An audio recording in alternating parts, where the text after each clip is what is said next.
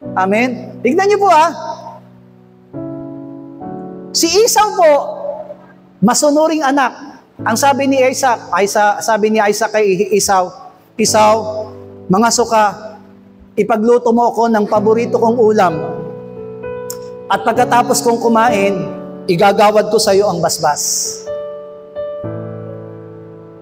Ito namang nanay nila, narinig, marites din.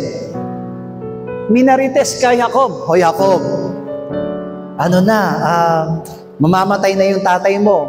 Yung pagpapala, igagawad na. Amen. So, kailangan ikaw ay,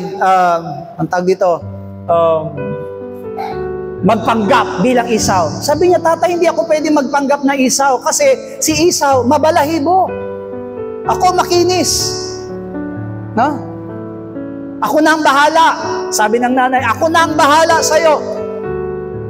Di ba yung nanay doon stands for the church? Yan ang ginagawa ng iglesia sa atin. Hindi tayo karapat-dapat, pero sa pamamagitan ng iglesia at pangangaral ng salita ng Diyos, ginagawa tayong karapat-dapat na panganay. So anong ginawa? Nagpatay sila ng hayop at ipinakain kay Isaac na bulag. Bulag na kasi si Isaac noon Anong sabi po? O lumapit ka na sa akin anak at babasbasan kita. Hinipo ni Isaac si Jacob. Dahil nga balahibo, kailangan ng pinakapalatandaan kay Esau, mabalahibo. Anong sabi? Mabalahibo ka nga. Sabi niya, amoy mga ngaso. Diba? Pero alam niyo po ang sabi doon, ang sabi ni Isaac, sabi niya, totoo nga na ikaw ay may balahibong katulad ng kay Esau, pero ang tinig mo ay katulad ng kay Jacob. So ibig sabihin, nagdadalawang isip pa rin si Isaac na itong kanyang hinahawakan na ito ay si Jacob talaga, pero wala siyang magagawa dahil mabalahibo, ito ay si Esau.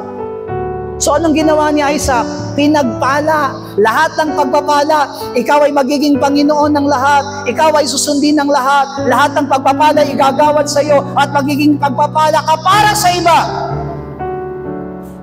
Kasi nga bakit? Panganay siya Kinuha niya na yun.